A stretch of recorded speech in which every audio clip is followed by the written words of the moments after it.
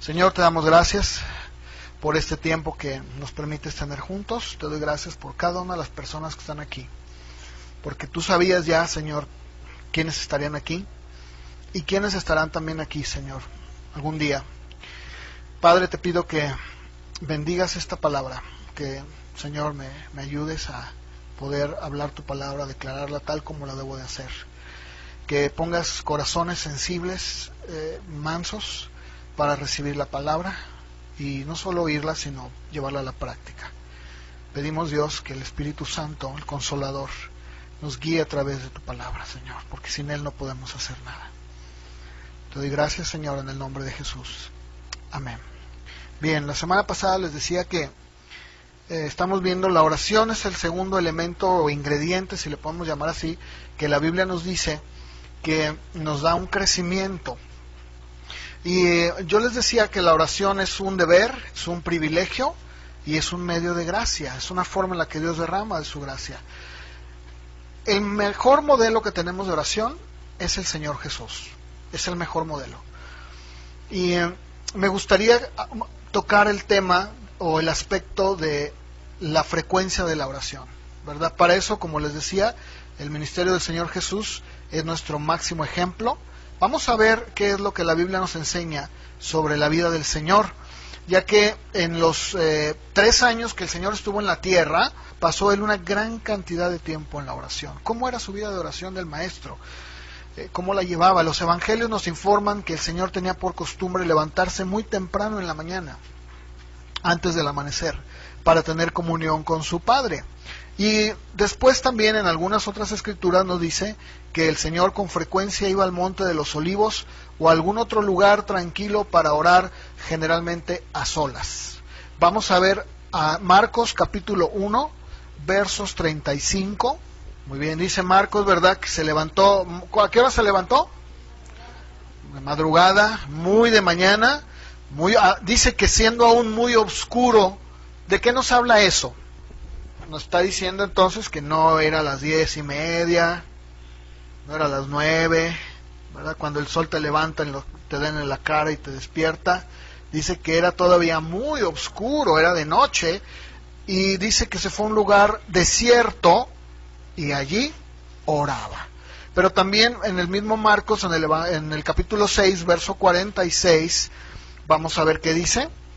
Muy bien, muy breve ahí, pero dice, y después que hubo despedido a la multitud, se fue al monte, ¿a qué? A orar. Mateo capítulo 14, verso 23, fíjense, dice la Biblia, despedida la multitud, se fue o sube al monte a orar aparte, y cuando llega la noche, ¿qué?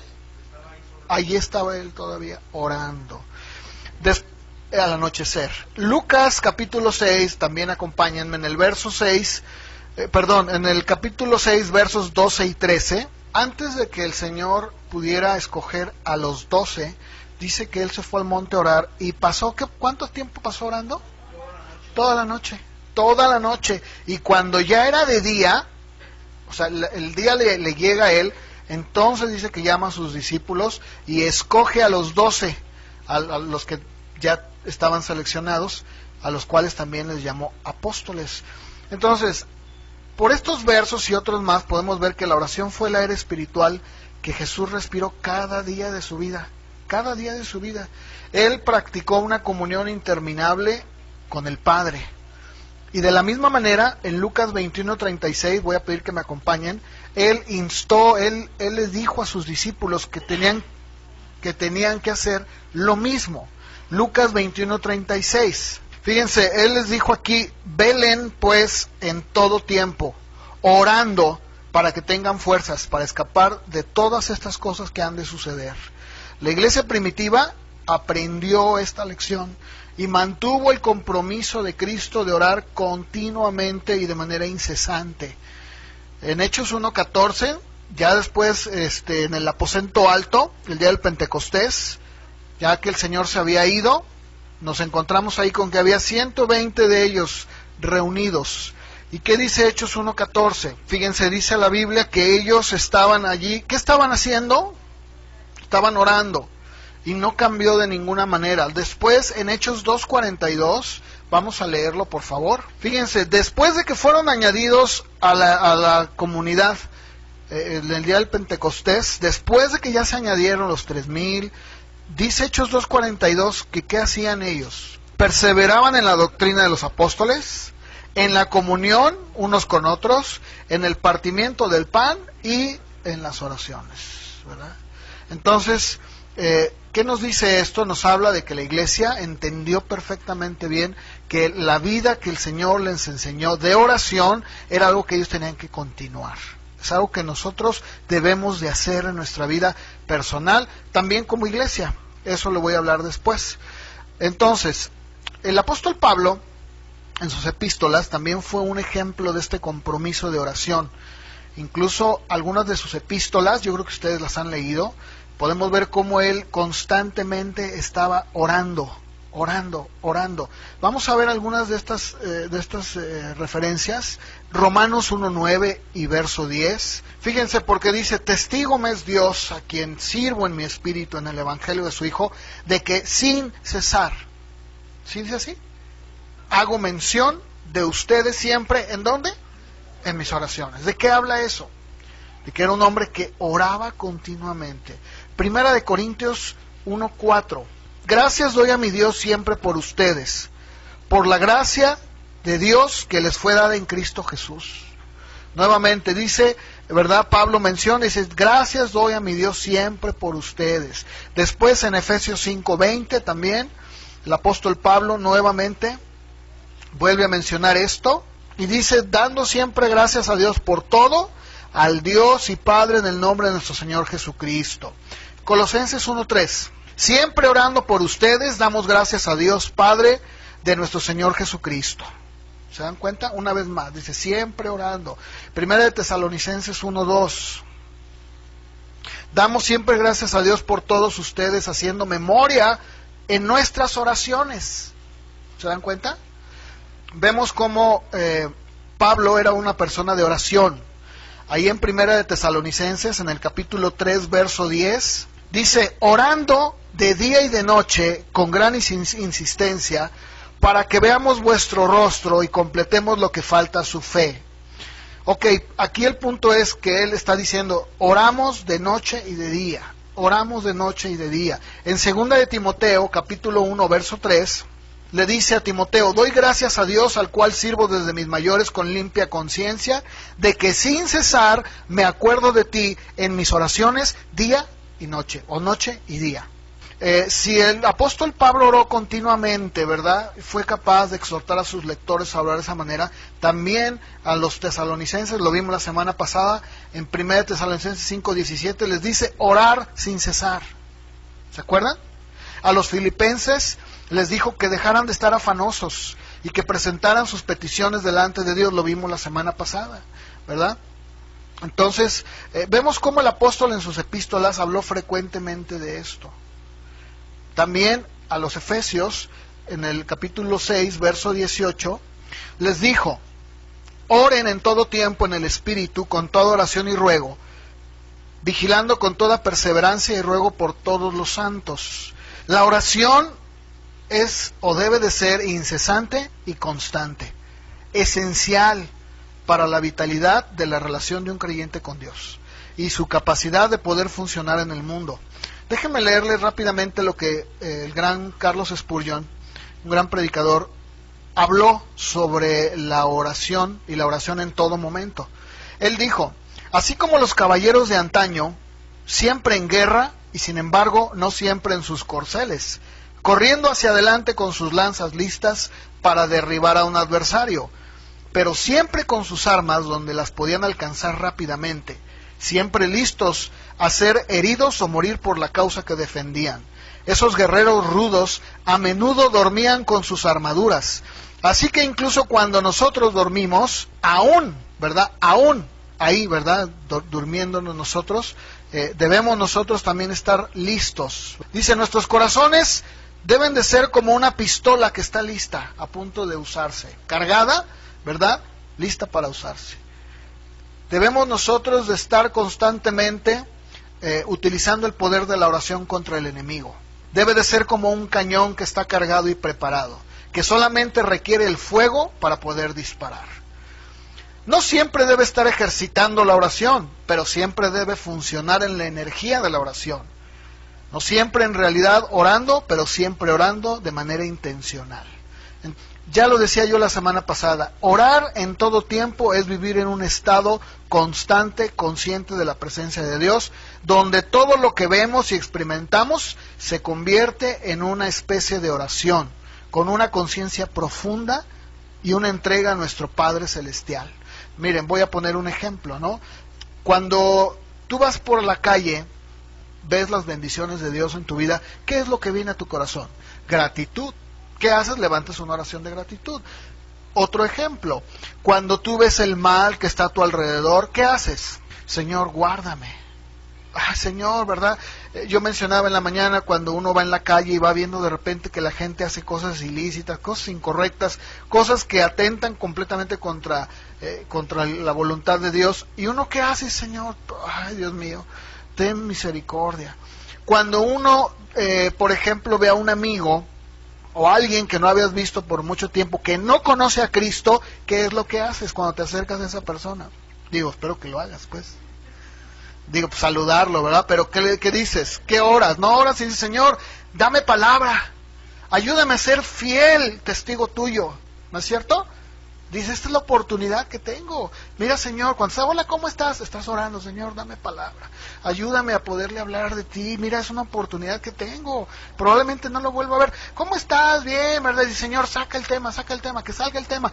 Entonces de repente la persona te dice, oye, y tú, ¿qué has hecho? La oportunidad, ¿no? ¿Y qué dice, Señor? Ayúdame, dame palabras.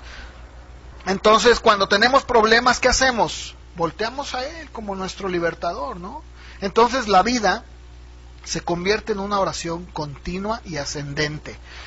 Todos nuestros pensamientos, obras y circunstancias se convierten en una oportunidad para tener una comunión con nuestro Padre Celestial, ¿sí o no? Colosenses 3:2, por favor, poned, ¿qué? En las cosas de arriba, no en las de la tierra. Cuando nosotros estamos teniendo una comunión constante, como lo que acabo de mencionar, estamos poniendo nuestra mente en las cosas de arriba. Aun cuando tal vez lo que hagamos sea terrenal.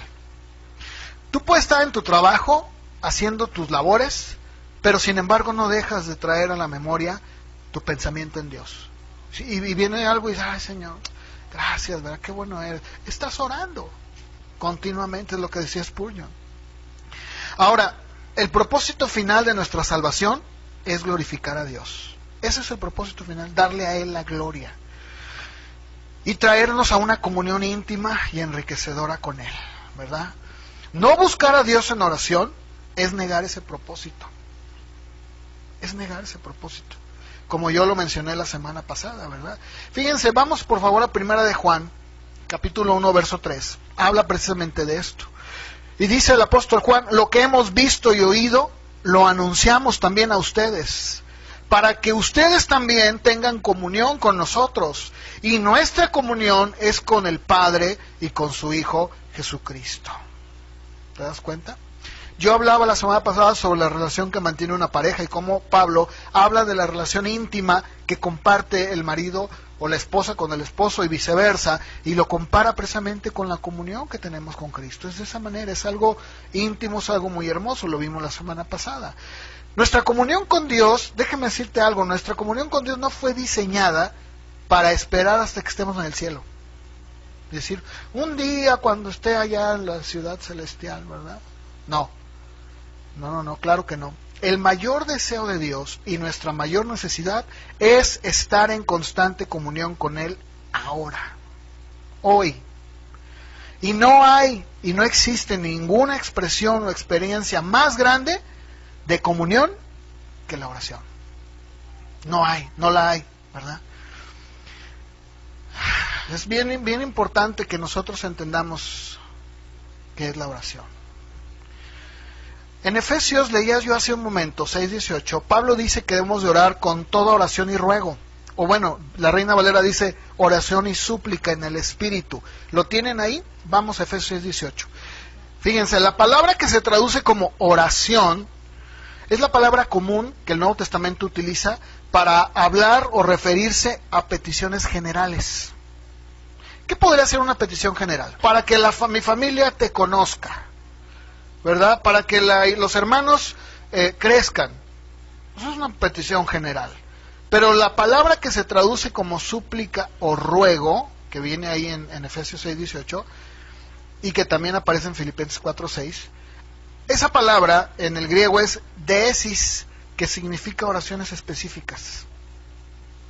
¿Qué puede ser una oración específica? ¿Un trabajo? Pues insisto, ¿no? Yo te pido por mi hijo.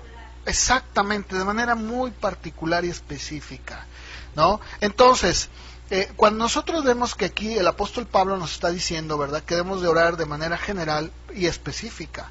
Ahora, ¿cómo orar, verdad? ¿Cómo orar? Voy a leer algunos textos, ustedes escuchen, no los voy a leer porque son muchos, pero muy brevemente les voy a decir qué es lo que la Biblia nos dice sobre la postura, ¿verdad? Bueno, la gente en la Biblia, algunos de ellos oraban de pie, llegaron a orar de pie.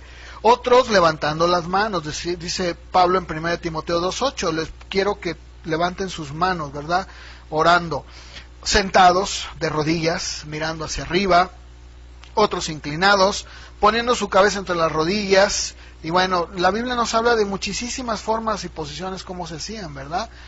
Las circunstancias, ¿en qué momento? Bueno, muchos dicen que la oración debe ser muy formal, pero la Biblia nos dice que la gente oraba de muchas y diversas circunstancias con diferentes expresiones. O sea, algunos oraban con ropa de aflicción en el Antiguo Testamento, otros sentados en cenizas como Job, otros se golpeaban el pecho como aquel hombre, ¿verdad?, en Lucas 18.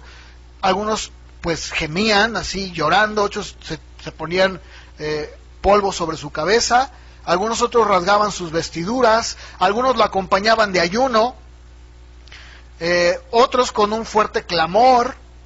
Y bueno, pues la Biblia nos da muchísimas formas y maneras en las que la gente lo hacía en circunstancias muy diversas, ¿no? Algunos lo hicieron en la batalla, otros en una cueva, otros en una habitación, en un huerto, en un monte, junto a un río, en la cama, en el vientre de un pez. ¿Se acuerdan de Jonás? ¿Verdad? En la cárcel, en el desierto, en la cruz, el Señor estaba orando. Lo que quería era rápidamente simplemente decir que orar es una cuestión que no nada más está limitada. Cuando tú vas en el camión y vas orando, creo que van orando, ¿no? Entonces, la oración es apropiada en cualquier momento, en cualquier postura, en cualquier lugar, bajo cualquier circunstancia y con cualquier atuendo. Debe ser una manera de vivir completa, una comunión abierta y continua con Dios. ¿Estamos de acuerdo? Nunca debemos de creer que no dependemos del poder de Dios, porque la oración precisamente es lo que hace, ¿verdad? El que nosotros podamos venir y decirle, Señor, te necesito. Cuando nosotros venimos ante Él en oración, lo que estamos realmente diciendo es, Señor, necesito de ti, necesito, si tú no estás en mi vida, nada tiene sentido, ¿verdad? Eso es bien importante. Mientras nosotros sintamos una insuficiencia y dependencia, vamos a orar sin cesar, ¿o no es cierto?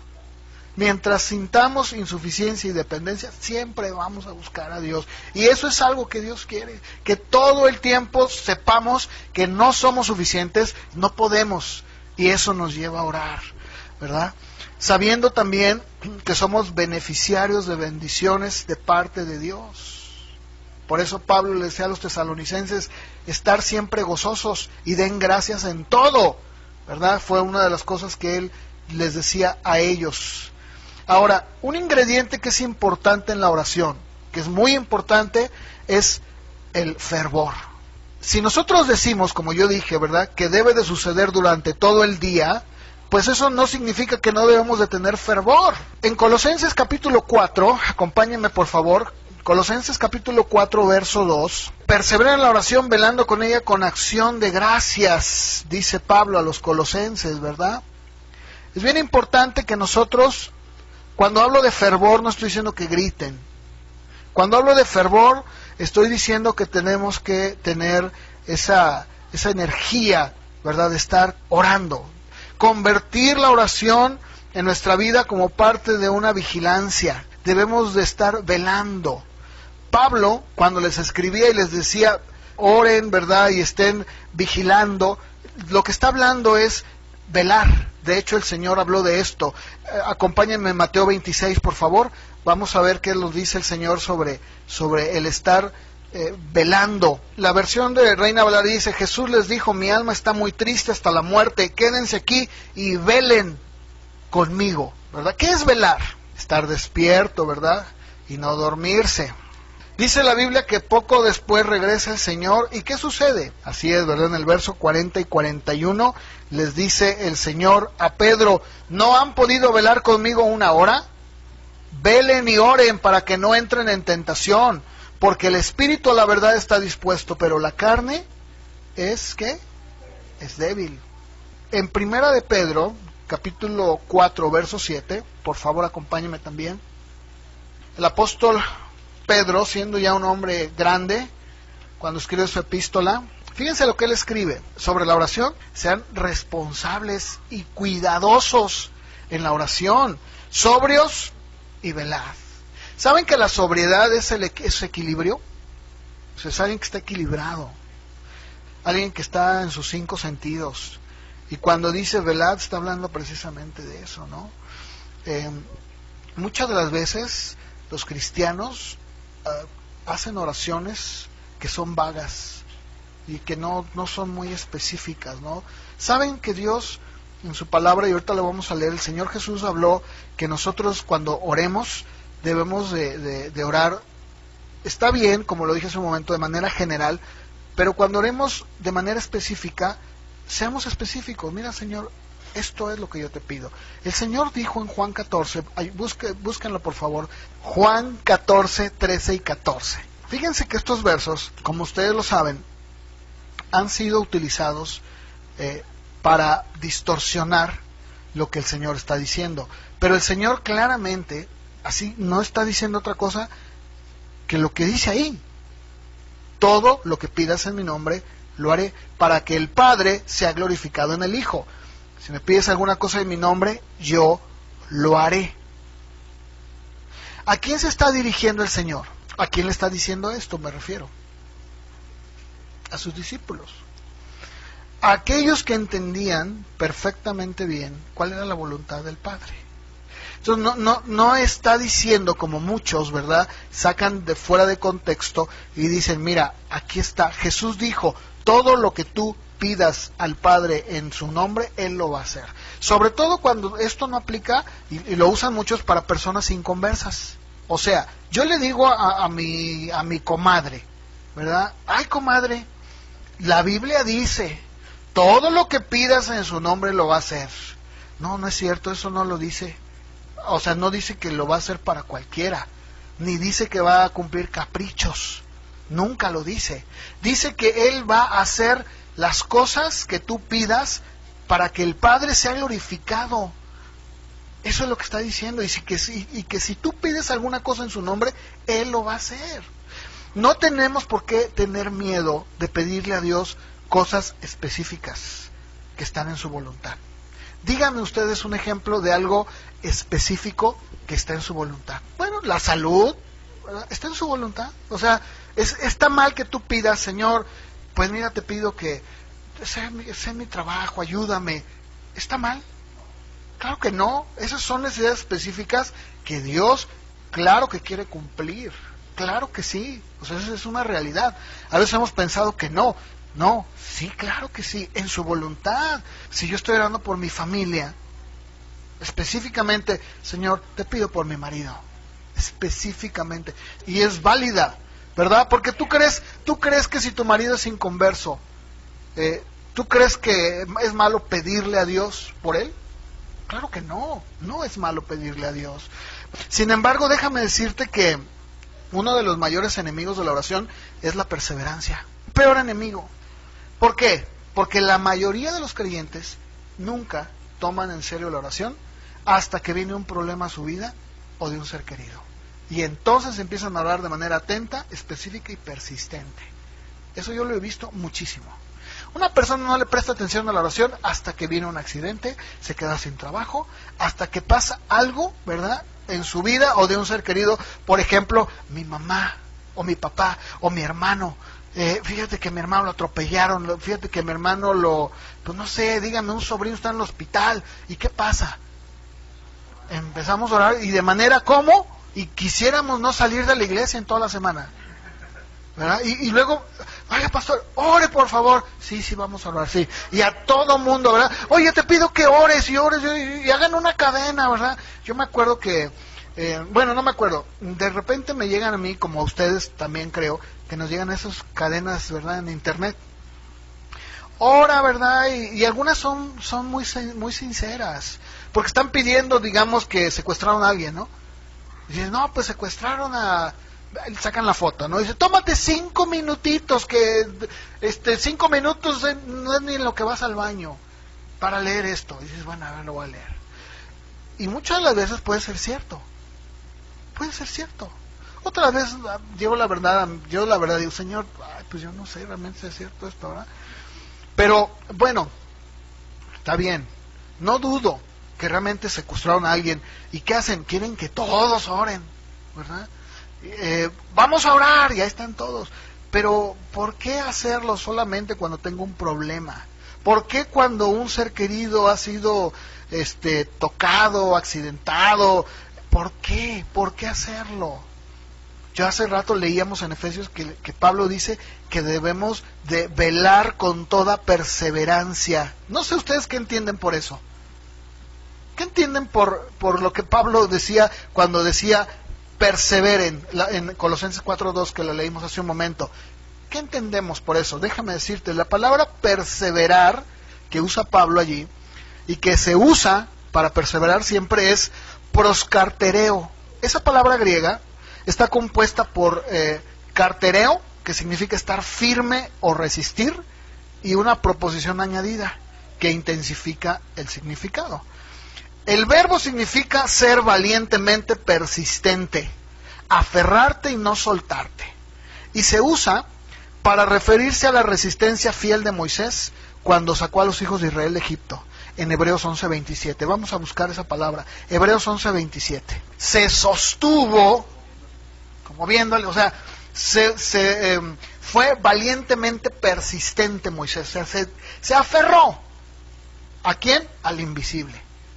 Dicen, no le importó lo que fuera hija del faraón, o que faraón se le quisiera matarlo, ¿no? Entonces, perseverar en la oración es presentar todo delante de Dios con todo el corazón, valentía y constancia. Especialmente las necesidades de los demás, porque muchas de las veces, y Santiago nos lo dice, ¿por qué Dios no te da? Porque pides, y pides mal.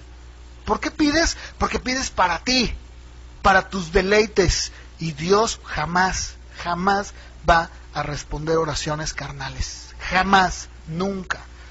Pero nosotros debemos de ser perseverantes, ¿verdad? Cuando nosotros somos sensibles a los problemas y a las necesidades de los demás, ¿verdad? Sobre todo aquellos que están pasando por un problema, alguna dificultad, eso nos lleva a orar como a Pablo por Timoteo, ¿verdad? De noche y de día. Estar perseverando. Miren, en Hebreos 5:7, vamos a leerlo, por favor, porque el Señor Jesús fue un ejemplo o la personificación de la perseverancia en oración. Vamos a ver qué dice Hebreos 5:7. ¿Qué dice ese verso? ¿Qué dice de la vida de Jesús en la tierra con relación a la oración? Su vida en la tierra, mientras Él estuvo en la tierra, ¿cómo fue? ¿Fue con ruegos?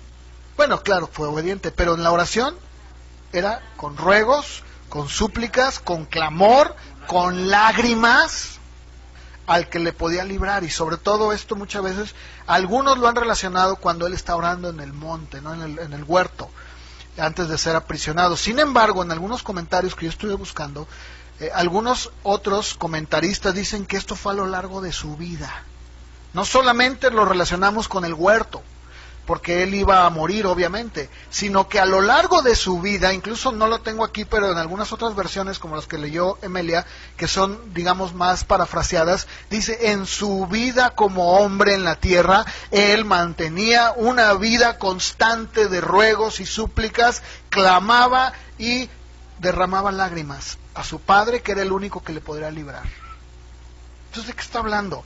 De que el Señor en su vida como hombre, mientras estuvo aquí en la tierra, se caracterizó por oraciones apasionadas, por orar con intensidad, ¿verdad?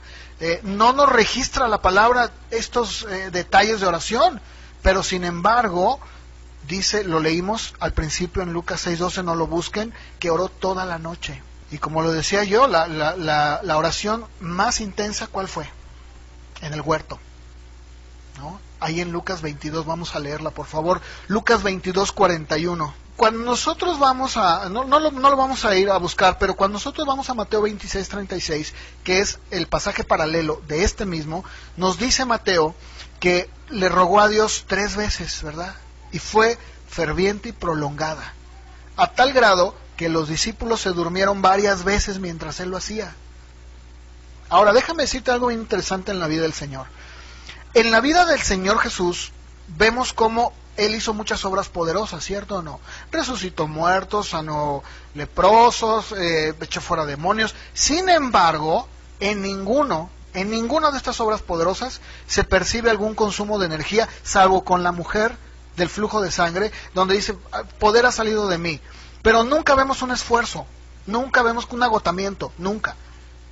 Pero la única ocasión en donde sí vemos que el Señor se desgasta y que incluso dice que sudora como gotas grandes de sangre, es cuando Él está orando. Ahí, así es, ¿verdad? Entonces, esa persistencia no era extraña. Lo que estamos viendo es cómo el Señor estaba demostrándole y viviendo de manera muy cerca con sus discípulos, porque el propósito del Señor no era realmente apóyenme en oración. Pues ¿qué van a saber ellos de oración? Digo, honestamente, ¿qué podía orar Pedro cuando lo iba a negar? ¿Sí me explico? ¿Qué creen ustedes que estaba haciendo el Señor al llevárselos a que vieran cómo oraba? Enseñándoles, así es, exactamente, ¿verdad? Él ya sabía que se iban a dormir, claro que sí, pero sin embargo Él quería que ellos aprendieran, pero no es la única ocasión. Miren, el Señor mencionó 2 parábolas en las cuales Él nos enseñó cómo debemos de ser nosotros persistentes.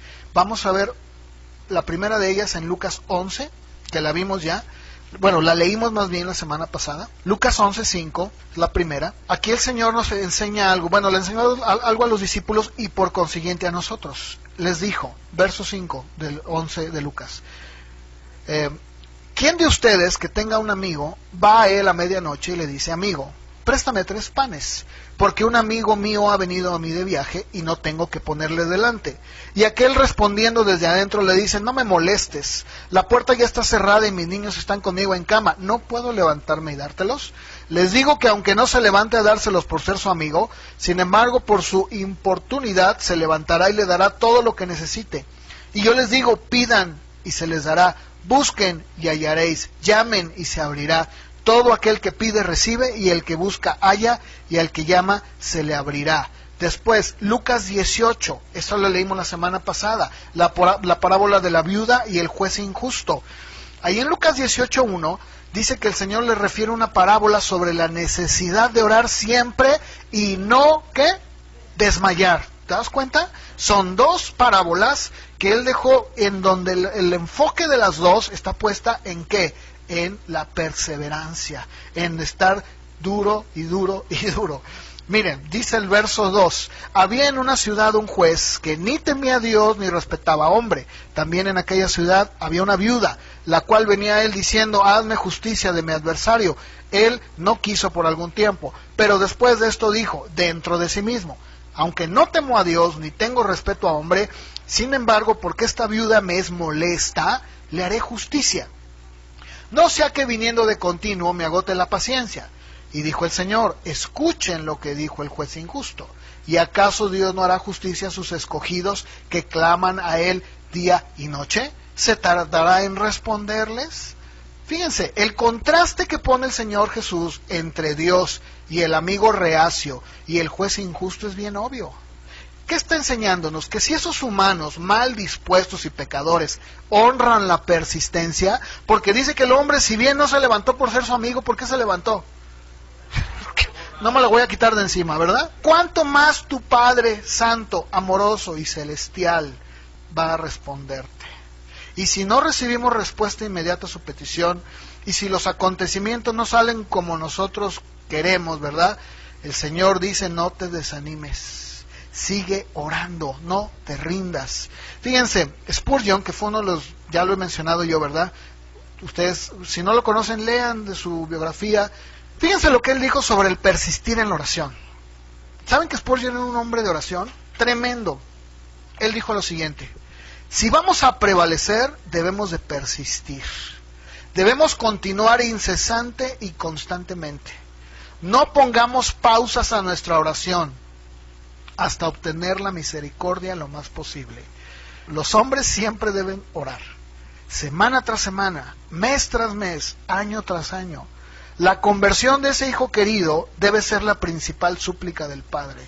Presentar en oración a ese esposo inconverso es confiar de corazón por parte de la esposa, de día y de noche hasta que logre, no ella, sino Dios, ¿verdad? Tal vez 20, tal vez 10 años de oración, no importa. No debemos de imponerle a Dios tiempos ni temporadas, pero mientras haya vida en ella y vida en el objeto querido de su solicitud, debe continuar rogándole al poderoso Dios de Jacob. El pastor no debe buscar una bendición para su gente ocasionalmente y luego de recibir cierta medida, desistir de interceder más. Debe continuar con vehemencia y sin pausa, sin contener sus energías, clamando en alta voz, sin detenerse hasta que las ventanas del cielo se abran y se otorgue una bendición demasiado grande para contener. Pero, dice Spurgeon, hermanos, ¿cuántas veces le pedimos a Dios y no recibimos porque no esperamos lo suficiente en la puerta? Tocamos 1 o 2 veces la puerta de la misericordia y como no abre la puerta un mensajero amistoso, nos vamos por nuestro lado. Y sigue diciendo Spurgeon, demasiadas oraciones son como los golpes desenfrenados que dan los niños en las puertas, y cuando se abre la puerta el niño ya se ha ido. Oh, por gracia permanezca cara a cara con el ángel de Dios y nunca suelte el agarre. Sintiendo que la causa que abogamos es una en la cual debemos de tener éxito, puesto que almas dependen de ello. La gloria de Dios está conectada a ello. La condición de nuestro prójimo está en peligro. Si pudiéramos entregar en oración nuestra propia vida y las de aquellos que más queremos, lo haríamos. Sin embargo, no podemos entregar las almas de los hombres. Debemos de instar y rogar una y otra vez hasta obtener la respuesta. Cuando Pablo nos manda a orar sin cesar, él está respaldando el principio que Jesús enseñó en Lucas 11 y 18. Así, la oración debe ser incesante. Acuérdate que no se nos escucha por las muchas palabras que usamos, sino por el gemir de nuestro corazón. Este hombre que fue con su amigo para pedirle pan, no le recitó una petición preestablecida, ¿verdad que no? No. Rogó por lo que necesitaba. ¿Qué necesitaba? Pan. Lo mismo es de la viuda. Cuando ella llegó y pidió protección al que tenía el poder para contestar su pedido, fue la oración persistente y continua que sale de lo profundo de su ser, lo que mueve el corazón de nuestro compasivo y amoroso Dios. Otro aspecto muy importante en la oración y que la oración provoca en nosotros es que debe de ser en el espíritu. Acompáñenme a Judas 20, porque muchas de las veces hemos pensado que la oración en el espíritu es hablar en lenguas, ¿verdad? O que tiene que haber un éxtasis, o tiene que haber algo sobrenatural, ¿verdad? ¿Qué dice Judas 20? Oren guiados por el Espíritu Santo. Y luego fíjense, no lo busquen, lo voy a leer, lo leí hace un momento, en Efesios 6:18, dice, oren en todo tiempo con toda oración y súplica en el Espíritu. ¿A qué se refiere cuando dice que nuestra oración debe de ser en el Espíritu? Tanto Pablo como Judas, lo dije hace un momento, no está hablando de hablar en lenguas. Orar en el Espíritu es orar en el nombre de Cristo y de acuerdo a su naturaleza y su voluntad. Acompáñenme a Romanos 8, por favor. Ahí el apóstol Pablo nos lo deja más en claro. Romanos capítulo 8, versos 26 y 27. Orar en el Espíritu es orar en una armonía con el Espíritu Santo. Es estar orando de acuerdo a lo que el Espíritu Santo quiere que oremos. ¿Qué dice Pablo sobre la oración del Espíritu? Si se dan cuenta, no está hablando, nunca dice, jamás lo menciona, Ni Judas, ni Pablo en Efesios, ni aquí en Romanos nos dice que el orar en el Espíritu es hablar en lenguas. Fíjense, dice, el Espíritu mismo intercede con gemidos indecibles. ¿Se ha confundido por decir, es que estás hablando en lenguas? No es cierto. Lo que está diciendo es que son palabras verdaderas que no son pronunciadas.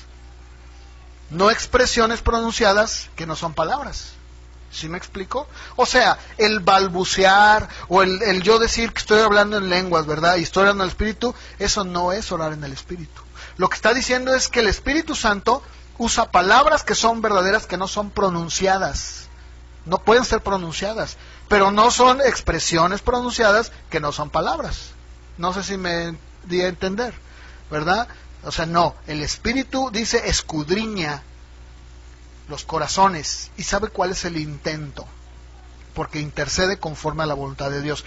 Entonces, cuando nosotros oramos en el Espíritu, ¿qué estamos haciendo? Muy fácil, estamos alineando nuestra mente y deseos con la mente de Dios y el deseo de Dios, los cuales van a concordar con la voluntad del Padre y del Hijo. Estoy orando en el Espíritu, ¿cómo? Alineando mi mente con la voluntad de Dios. Hace un momento yo decía, Spurgeon lo decía, no dejes de orar por tu marido. Esas son oraciones específicas. A Ana, a ver, dígame, ¿cuántos de ustedes han orado? Yo espero que sí, ¿verdad? ¿Cuántos de ustedes han orado con un dolor tan grande que solamente tus labios se mueven? Tu corazón está por dentro, ¿verdad? Orando y, ¿verdad? ¿Lo han hecho? ¿Alguien lo ha hecho? Ok, eso es lo que pasó con Ana. Pero era lógico que este sumo sacerdote, Elí, que era un hombre totalmente alejado de Dios, no entendía y pensó que estaba borracha, ¿verdad? Dijo, ya digiere tu, ¿verdad? Tu vino, ya. Dice, no, Señor, pues por favor, mira, si yo estoy en el Espíritu y usted está en la carne. ¿No es cierto? Porque esas son las oraciones específicas. Y debemos de hacerlo de esa manera. ¿Cómo hacemos que nuestras oraciones estén de acuerdo con el Espíritu? ¿Cómo lo hacemos? Muy fácil, caminando en la llenura del Espíritu. A medida de que nuestra vida se va llenando con el Espíritu Santo. Efesios 5:18, acompáñenme. ¿Cómo es que nos llenamos del Espíritu Santo? ¿Qué dice ahí Pablo? Y siempre dando gracias a Dios por todo. Cuando lleguemos nosotros, porque vamos a llegar, porque no es el tema, pero voy a llegar al tema, sí voy a llegar. Cuando llegue al ingrediente que es el don de servicio, o sea, el servir en la iglesia, es algo que te hace crecer. Voy a hablar de los dones del Espíritu. Voy a hablar de esto, porque la Biblia dice que cuando los apóstoles son soltados, Pedro y Juan, dice que vienen con los demás y están regocijándose porque los acaban de golpear, de sufrir por causa de Cristo, y dice que entonces todos oran, ¿verdad? Levantan sus manos y están orando, dando gracias a Dios, y dice que el lugar, ¿verdad?, es lleno del Espíritu Santo. Y constantemente vemos cómo la llenura del Espíritu Santo que estamos viendo aquí no tiene nada que ver con el bautismo del Espíritu Santo. Son dos cosas muy diferentes. O sea, no es lo mismo, ¿no? Por eso lo voy a explicar, ¿verdad? Pero aquí lo que estamos viendo es cómo es que nosotros podemos orar en el Espíritu. Otra vez, cuando nosotros caminamos en la llenura del Espíritu Santo. ¿Cómo? Aquí lo estamos viendo en Efesios. Cuando nosotros caminamos en obediencia a Él, ¿sabes qué pasa? Que Él gobierna nuestros pensamientos para que las oraciones que estemos nosotros diciendo estén en armonía con las de Él. Por eso es que la gente pide un montón de tonterías. Pídele el carro, la Cheyenne roja que has querido toda la vida. Pensamientos torcidos. A ver, ¿los podemos alinear a la voluntad, al pensamiento del Espíritu? De ninguna manera. ¿Cómo alineamos? Muy fácil, con la palabra. Porque la palabra de Dios, ¿verdad?, cuando nos sometemos al Espíritu Santo, cuando somos llenos del Espíritu Santo, cuando dejamos que gobierne nuestras vidas, nuestra voluntad, ¿verdad?, obedecemos la palabra y dependemos de su guía y de su fortaleza, entonces es cuando entendemos cómo pedir. ¿Se dan cuenta? Y no cuando andamos, como hace un momento lo decía, ay Señor, no, es que yo te pido, yo quiero esto, ¿verdad?, yo quiero ese... Pues no sé, ¿verdad? Yo la verdad ya no sé ni qué ejemplos dar. No sé, pónganle ustedes lo que gusten, ¿verdad? No, claro que no, ¿verdad? Empezamos a entender, ¿verdad?, que nuestra voluntad, cuando nosotros nos sometemos al Espíritu Santo y a la palabra, ¿sabes qué pasa? Mira, es más, cuando tú buscas a Dios en oración y tú le estás pidiendo algo que tú sabes que no está en la palabra, ¿qué sucede? Dices, ay, no, perdóname, Señor, no es cierto. No, esto fue totalmente ajeno. Perdóname, Señor, ¿no es cierto? ¿Cómo lo sabemos? Porque la palabra, oye, ¿qué estás diciendo? Pues por favor, no te puedo dar eso, no te lo voy a dar. Eso es ajeno a mi espíritu, es ajeno a la palabra. No puedo yo hacerlo. La semana que entra yo espero, y si no la que sigue, voy a empezar a hablar sobre el modelo de la oración. Lo iba a hacer esa semana, pero quise alargarme un poco, porque creo que vale la pena. Y vamos a ver cómo el modelo de la oración para nuestras vidas es el modelo que el Señor dejó en el Padre Nuestro. Es una de las oraciones más tremendas que hay. No es una oración para repetir. De hecho, jamás vemos en la Biblia que los apóstoles digan, a ver, vamos a orar, todos, agárrense, Padre Nuestro que estás en los cielos. O sea, no, fue un modelo, una estructura, no para ser repetida, sino para poder tener el orden. Ustedes lo van a ver, qué impresionante. Pero antes de que lleguemos a eso, vamos a ver el trasfondo judío sobre la oración. Porque acuérdate que Jesús, cuando les enseña a sus discípulos, les está enseñando a un grupo de judíos cómo orar. Entonces, para entender el trasfondo de la oración, tenemos que ir a la raíz. En este caso, tenemos que ir al Antiguo Testamento y ver cómo era la oración judía. Y también vamos a ver la semana que entra cómo se fue distorsionando la oración. Y vamos a ver cómo llega un momento en el que la oración se convierte en algo rutinario, aburrido y simplemente para presumir. Cosa que el día de hoy pasa, porque muchas veces la gente piensa que porque oran mucho, así largo, Dios los oye. Y la verdad es que no es cierto. Es más, el Señor mismo habló sobre un hombre, ¿verdad?, publicano, que nadie quería, era la lacra de la sociedad, y sin embargo sus oraciones no fueron tan pronunciadas ni tan largas como el fariseo. Y ustedes van a ver cómo el Señor reprochó a los fariseos hacer largas oraciones, pararse en las esquinas y convertir un método de todo. Incluso fíjense, llegó un momento en la vida judía que los rabinos tenían oraciones para todo, como el día de hoy. A ver, ¿qué quieres? ¿Trabajo? Aquí está, esta oración es la buena. Esta la puedo orar para... No, para el novio no. ¿Quieres novio? Esta es la de la pareja. Bueno, eso es lo que pasó con la oración.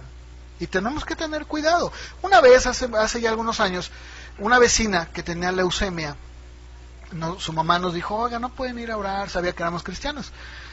Y fuimos, y ya entré al hospital, y yo lo que hice simplemente fue orar por ella. Señor, mira, bueno, primero le compartí, estuve con ella y luego oré. Al final yo terminé, Señor, en el nombre de Jesús, amén. Cuando yo me volteo, la señora, mi vecina, está llorando, pero así quebrantada, y yo dije, bueno, pues yo dije, quién sabe qué pasó, ¿verdad? Mientras oraba, no sé qué pasó. Y ya me dice, oiga, le quiero hacer una pregunta. Dice, ¿tendrá esa oración que me la dé? Pero yo le dije, no, ¿cómo? Eso que usted oró, ¿lo tiene usted escrito? ¿Me lo anota, por favor? Le dije, no, es que no me acuerdo ya lo que dije. O sea, a ver, espérenme, señor de verdad, pues no, ¿verdad? Le dije, no, ¿sabe qué? Lo que pasa es que está en un error. Mire, yo sé que entiendo que por su trasfondo a usted le han enseñado que orar es tomar una cartita, una hoja, un guión, un texto, y leerlo. Eso no es orar. Lo vamos a ver en la semana que entra. Jesús dijo, cuando ores, ¿qué? Entra a tu cuarto, ¿verdad? Ahí, solo, ahí. Y tu Padre, que sabe todo, antes de que tú se lo digas ya lo sabe. Bueno, Él te va a contestar ahí. Bueno, vamos a ver el trasfondo judío, vamos a ver en qué se convirtió, cómo se pervirtió la oración y cómo Jesús nos enseña cómo debemos nosotros de orar. Van a ver qué interesante.